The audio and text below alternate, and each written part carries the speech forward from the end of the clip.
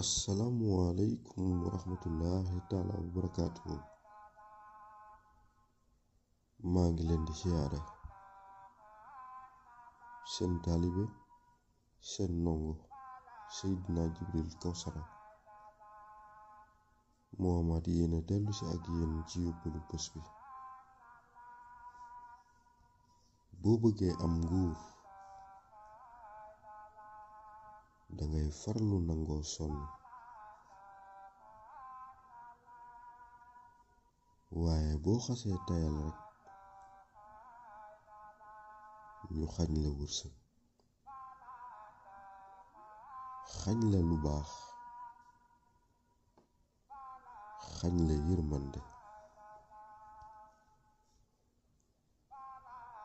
nee na boo nangoo sonn rekk balaa yàgg nga am li nga bëgg. boo nangoo sonn balaa yàgg nga am li nga bëgg.